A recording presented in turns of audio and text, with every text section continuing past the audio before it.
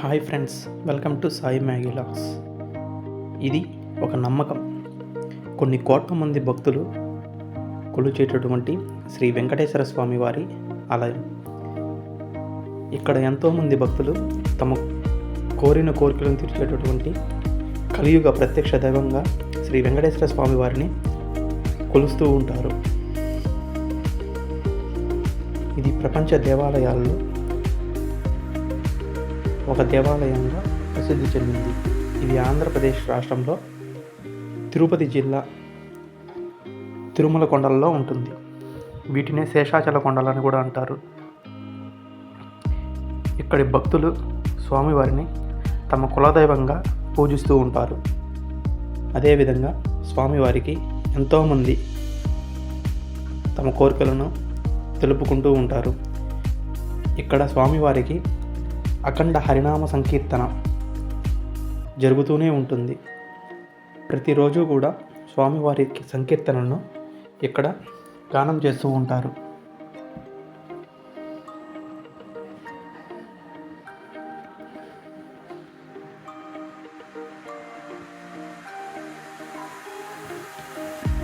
ఇక్కడికి రాని భక్తులు అంటూ ఎవ్వరూ కూడా ఉండరు.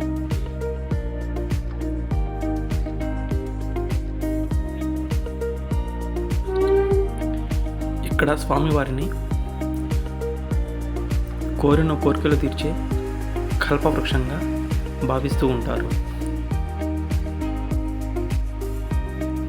ఇటువంటి క్షేత్రం ఈ భూమి మీద ఇంకొకటి ఉండదంటే అతిశయోక్తి కాదు.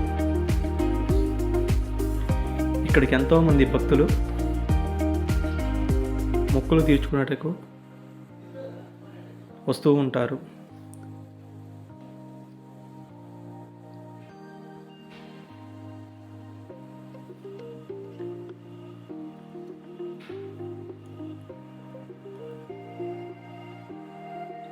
ఇక్కడ స్వామివారు ప్రత్యక్షంగా ఉన్నారని చెప్పని భక్తుల యొక్క నమ్మకం.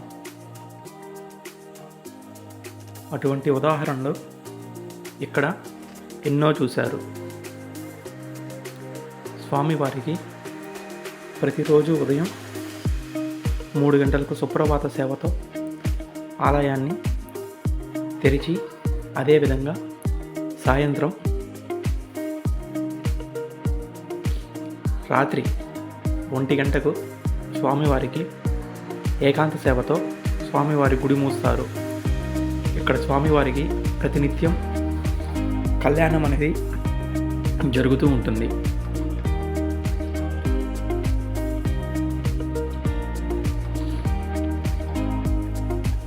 అదేవిధంగా స్వామివారికి ఎన్నో రకాల సేవలను ప్రతినిత్యం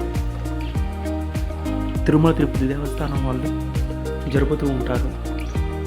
ఇది గొల్ల మండపం స్వామివారికి ఎదురుగా ఉంటుంది.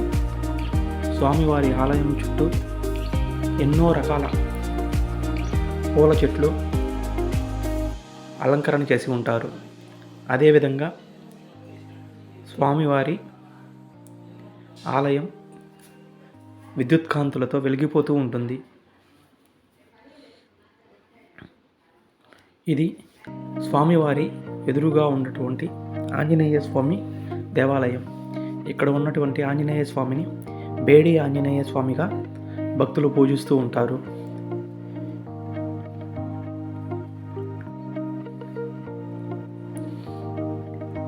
ఇది స్వామివారికి ప్రతిరోజు సాయంత్రం నాదనీరాజనం జరుగుతూ ఉండేటువంటి కళావేదిక.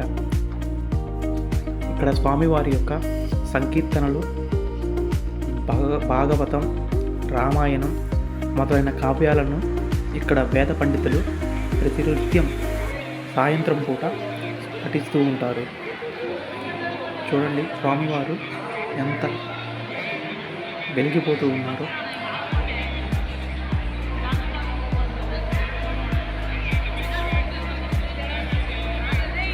ఈ నాదనీరాజన మండపం చూడడానికి చాలా అందంగా ఉంటుంది.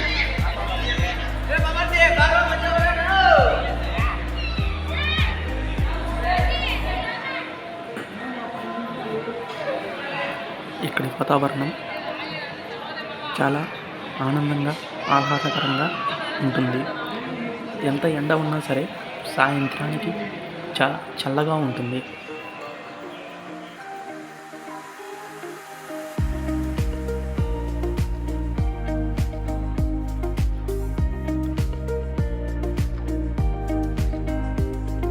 ప్రపంచంలో ఎక్కడా దొరకనటువంటి అనుభూతి ఈ కలియుగ వైకుంఠంలో మనం పొందవచ్చు.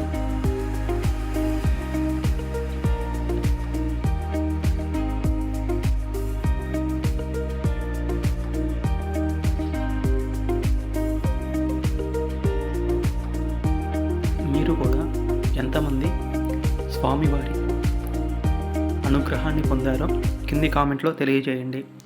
అదేవిధంగా ఈ వీడియోను లైక్ చేసి షేర్ చేయండి.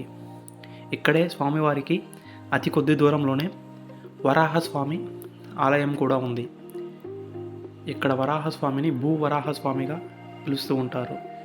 ఇవి స్వామివారి మాడవీధులు. ఇక్కడ స్వామివారి యొక్క సేవలన్నీ కూడా జరుగుతూ ఉంటాయి. ఇది స్వామివారి దేవాలయానికి పక్కనే ఉన్నటువంటి శ్రీవారి పుష్కరిణి. ఇక్కడ ఎవరైతే స్నానం చేస్తారో ఇంతవరకు చేసినటువంటి పాపాలన్నీ కూడా తొలగిపోతాయని చెప్పని నమ్మకం. ఇది వరాహస్వామి యొక్క ఆలయం. ఇక్కడ శ్రీవారు ఉండేదానికి భూవరాహస్వామి స్థలాన్ని కేటాయించారని చెప్పని భక్తులు విశ్వసిస్తూ ఉంటారు. ఇక్కడ ఎంతోమంది మహర్షులు తపస్సు చేస్తూ ఉంటారు.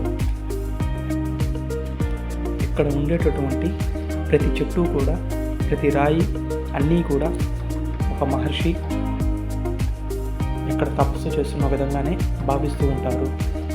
ఎన్నో జన్మల పుణ్యం చేస్తే కానీ స్వామివారి యొక్క సేవలను మనం పొందలేము, చూడలేము. అదేవిధంగా ఇక్కడ ఎంతోమంది దేవతల యొక్క దేవాలయాలు కూడా ఉన్నాయి.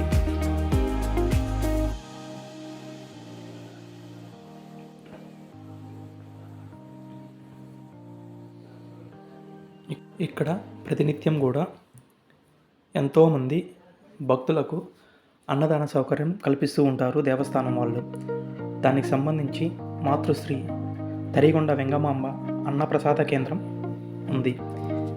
ఇది ప్రతిరోజు కొన్ని వేల మంది భక్తులకు నిత్యం అన్నప్రసాద వితరణ జరుగుతూ ఉంటుంది.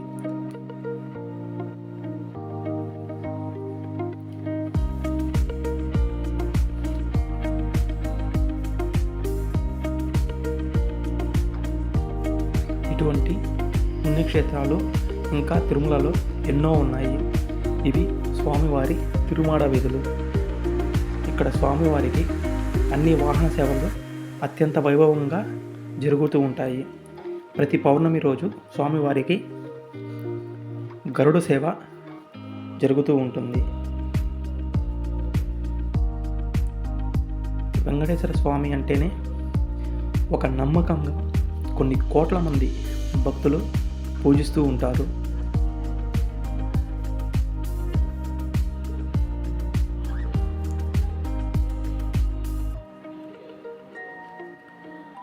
మీకు ఈ వీడియో నచ్చినట్లయితే మా ఛానల్ని సబ్స్క్రైబ్ చేయండి.